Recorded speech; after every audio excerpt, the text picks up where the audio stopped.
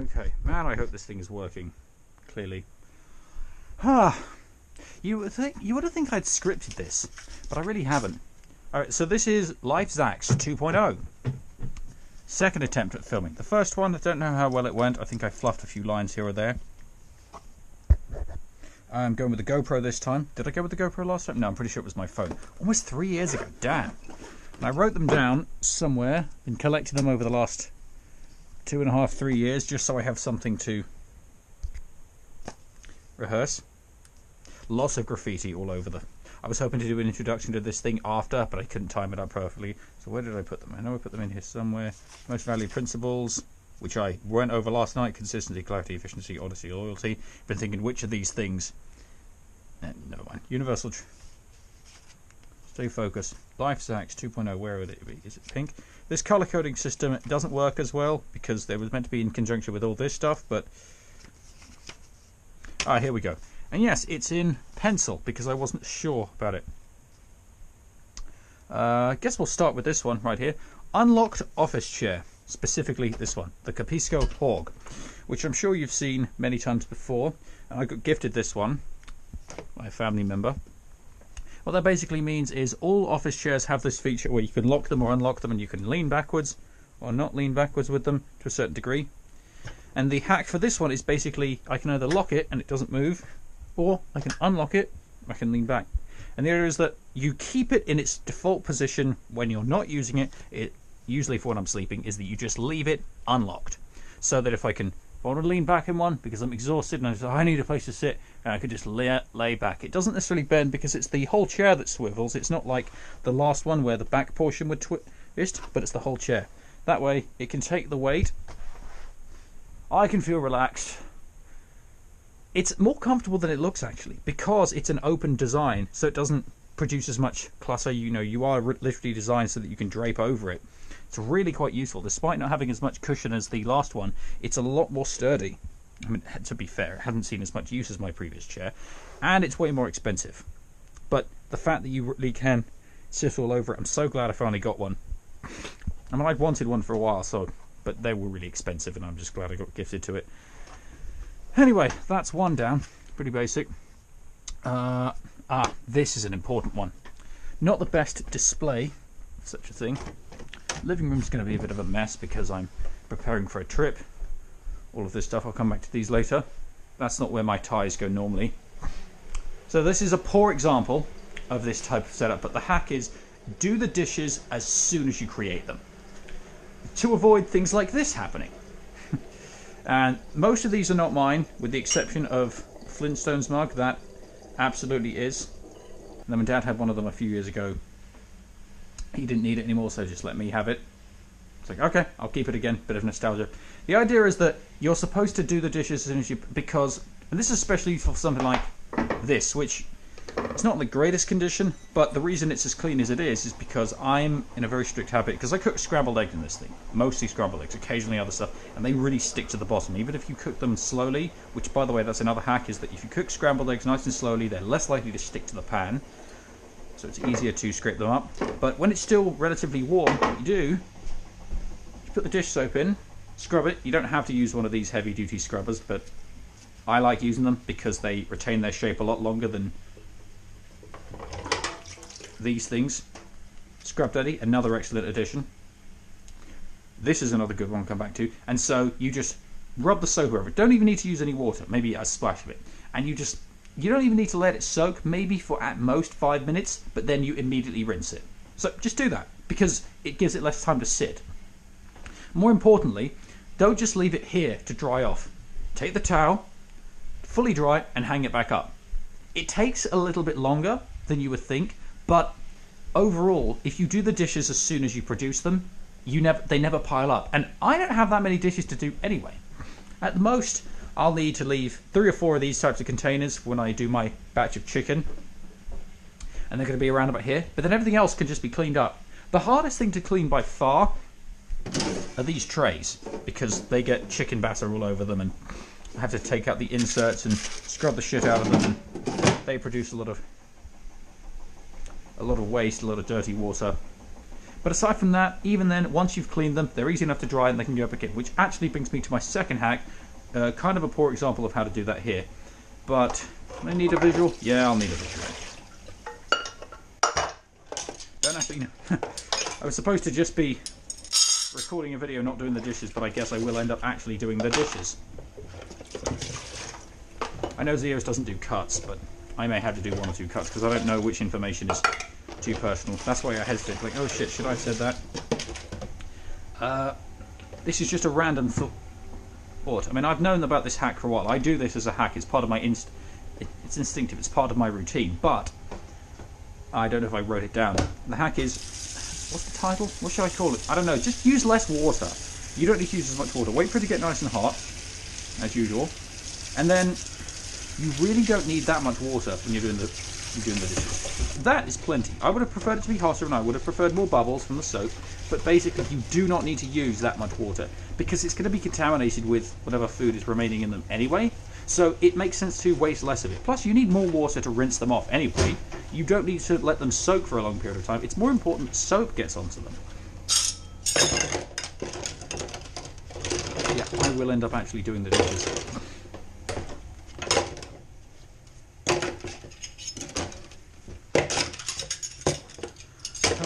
There really isn't much to do with these. I also can't hear myself very well because I've got headphones on. With all the noise cancelling turned up. I was listening to a podcast, but this is pretty useful for one specific purpose that reminds me of another great life hack. Since we're here. I mean, I was going to mention it anyway, but let's see. Wash dishes immediately. Don't put it down. Put it away. Oh yeah, don't put it down. Put it away. I don't remember where I heard it. Maybe it was on YouTube. Maybe it was on a podcast. But basically, it means if you ever feel the impulse, I'm just going to put this thing down. No, don't put it down. Put it where it's supposed to be. I mean, I'm confident I'm going to use this to make breakfast. But if I find, I'm not going to use it, just put it away. Don't leave it out here just because it's not in use. It has a space. It has a place where it's meant to be stored. Just put it away.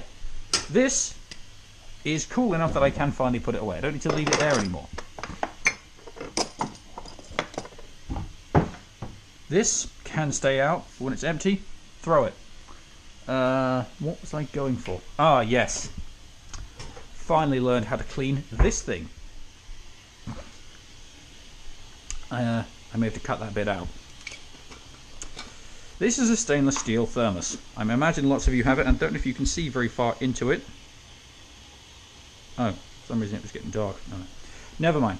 What you don't realise is that up until quite recently, the inside of this was caked in, I don't want to say mould, but just stained with years and years of coffee and tea and all kinds of shit that I've been brewing in it.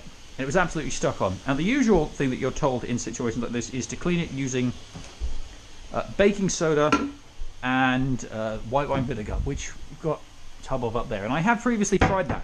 That didn't work. I even tried using a pressure washer.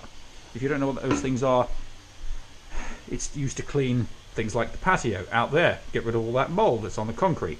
It's very effective on that, but it doesn't get this thing off. I came across this guy on YouTube, really cheap video that's like 4 minutes long.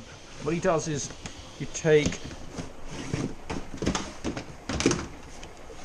dishwasher tablets, any brand, doesn't have to be a specific one, just one dishwasher tablet, boiling water, and you fill this thing all the way up to slightly overflow, and then you just leave it minimum for 1 hour. And that's exactly what I did. Leave it for 1 hour, pour it out, and then scrub the shit out of it. Now immediately it didn't appear to have worked with mine. There was still quite a lot of stuff on, so that you put some open it, you scrub it, and then it all came off. I wish I could have recorded it while it was happening, but it was brand new to me. I wasn't sure if it was going to work or not. Miracle. You'll just have to trust me on this. I'll link the video in the description. Absolute. The only real concern I have is how do I do that on a smaller scale, because that only really worked when it was caked, and I don't feel like wasting dishwasher tablets every single time. Plus this flask is technically not dishwasher safe. They recommend that you can wash the cap, but not the actual flask. I still have to do this thing by hand. Nevertheless, this works on, I imagine, very well on stainless steel. I don't know how many of the other ones it works on. Maybe it only works on this brand, but I give it a go. Dishwasher tablet, just boiling water. Wash dishes. I'm getting distracted by you. Ah, yeah. So yeah, I get distracted a lot, very easily, specifically by YouTube. Specifically by YouTube. And a way of getting around that, how I was able to watch Cowboy Bebop completely, was whenever I get to feel like, oh, I want to watch YouTube, like, don't do that. Go to a streaming service and watch something there. Like one episode. Cowboy Bebop is easy because it's 30 minutes, but I imagine it still works for like a crime detective thriller series that's 45 to an hour long.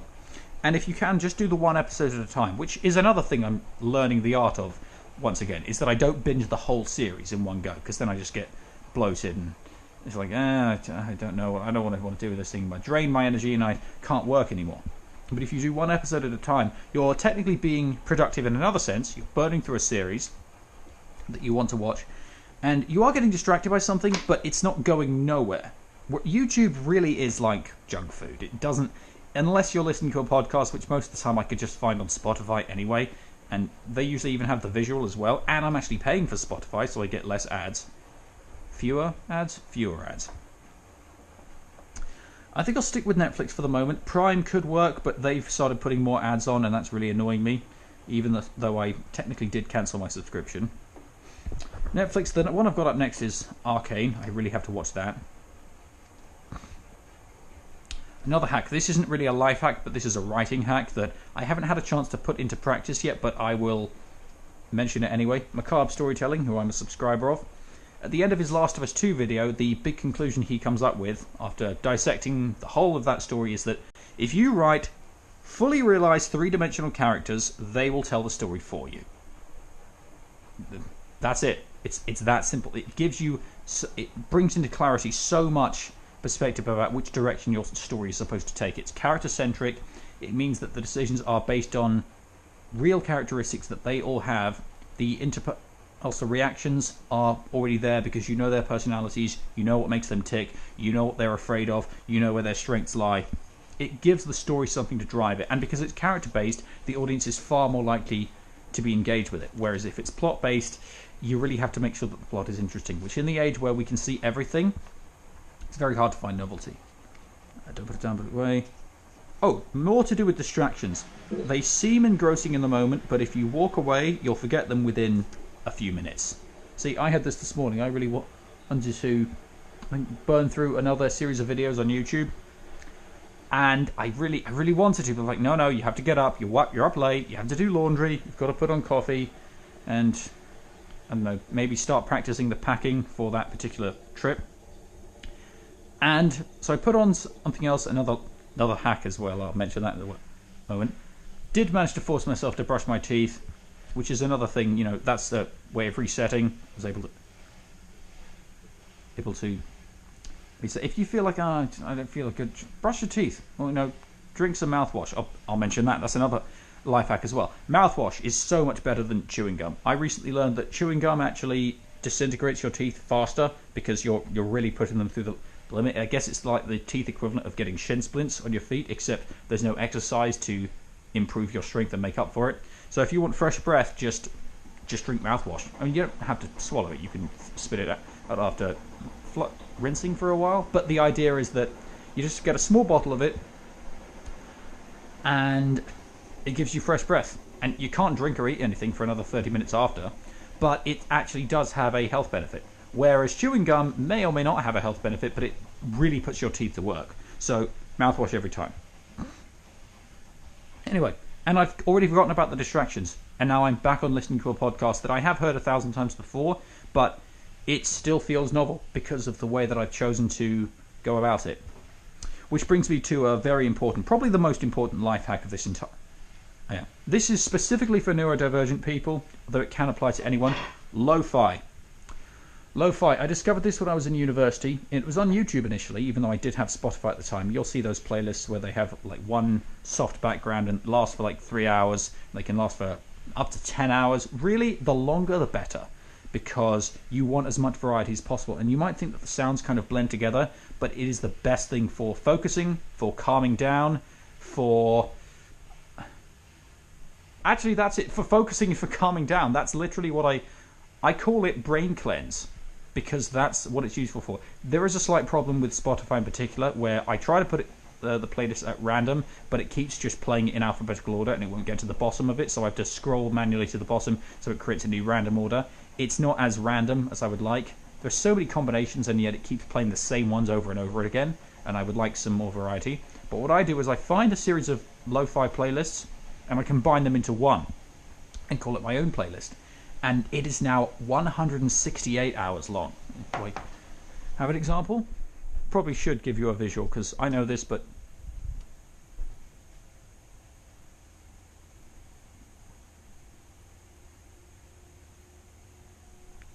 here we go. And the other thing that's different about this is I don't think it's in alphabetical order. Pretty sure it's alphabetical order of the artist. I changed that up just so it would give me more variety when I scroll through.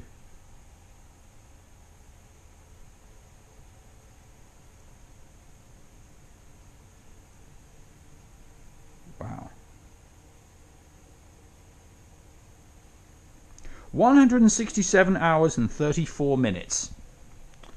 Wow. This is so useful. It's not as useful when I had to do video editing because then I have to listen to 2 sets of audio in the background. But if you're picture editing, if you're writing documents, if you're filling in spreadsheets, this, especially if you're traveling, this is insanely useful. I highly recommend it, especially if you use Spotify because then you can combine them together. But you can find plenty of these on YouTube and they will give you roughly the same effect. The only problem is that you get interrupted with ads. Oh, and shout out Modern Wisdom. I really like this podcast. Chris Willinson, if you're watching, I don't know if he'd have me on. I don't know what I would talk about, but I'd love to talk to him because he seems like a really interesting guy. Distractions, shower supplies. Oh yeah. Unscrew before you. No, this is a good one. So last time I showed you toiletry bag. You keep all of your stuff in so you can keep it organized. But this week, let's say I want to take a few things out. I have to keep them here set ready after I get out of the shower. What you do is they're usually screwed on pretty tight, so you loosen them. You don't fully take them off and don't have to loosen them all the way so they're just sitting off, but just loosen them enough so that it's, you know, easy. When you still have dry hands, this one in particular, and set them up. So now, even though you may end up drying your hands eventually anyway, they're just so much easier to get off. You don't have to struggle as much with it. Anything else from here that's unusual? Not that I can think of.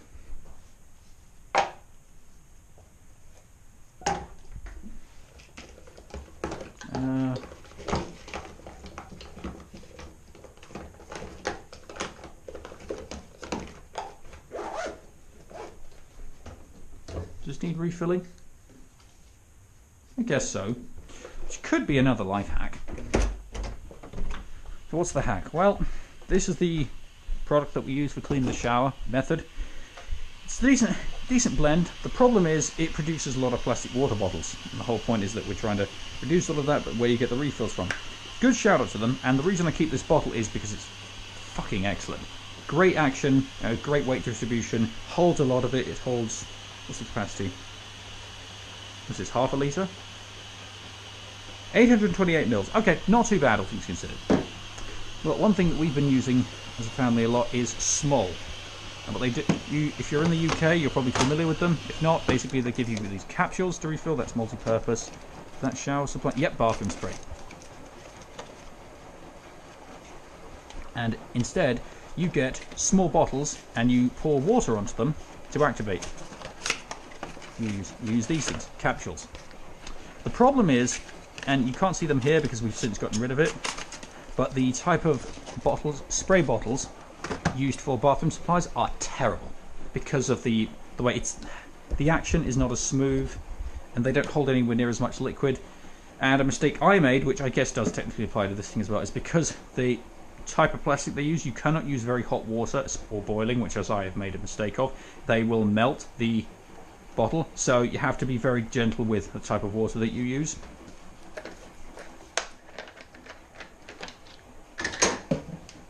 So I use small tablets in a vastly superior bottle. So not only can I use...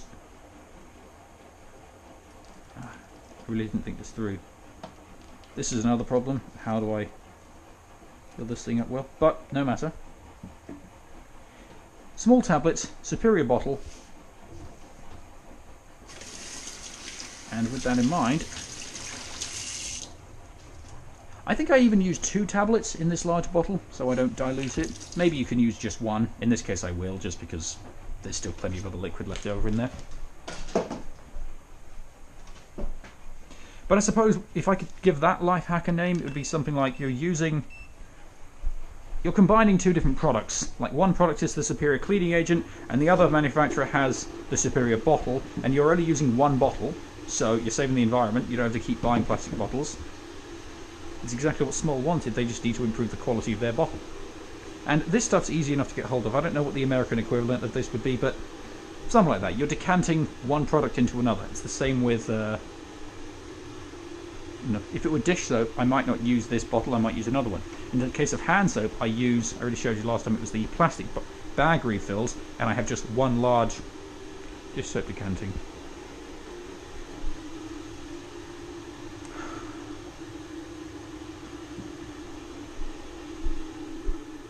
Anything else?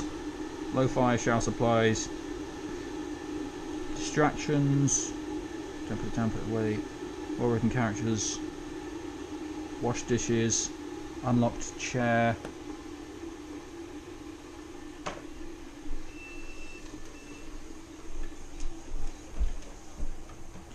I really shouldn't pour. It's not boiling, but I should still wait until I've poured. I'm in here. Pour some cold water in.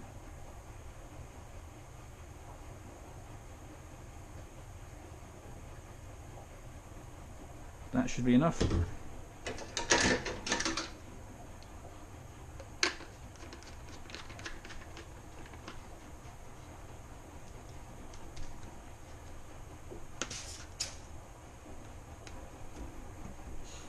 Oh, I think lastly would be this thing. Dishcloth. Swedish dishcloth. Is that what they're called? I don't remember where the rest of them are. Do we have a huge pack of them? Somewhere down here. Maybe. I guess it's a mini life hack. I won't show you the rest of it, but basically these things are amazing. They're much more useful than the other kind of rags because they don't disintegrate as easily. Really useful for both cleaning surfaces, and they're excellent for cleaning mocha pots. Because instead of having to use the soft end of the scrubber, this entire thing is one big soft end, and in particular you can fold it up and you can really get in all of the little joints where tiny bits of coffee usually still get stuck, but this absolutely cleans them. It still doesn't clean out the screw threads on the inside, but that's more to do with my pot specifically than whatever the hell that thing can do. But you're not supposed to clean a mocha pot with soap. This, just hot water and this thing, brilliant. In fact, this is a winning combination. Scrub Daddy, Swedish dishcloth. You only really need these 2. They both last a lot longer than the equivalent. As you can see, I've got a pack of them.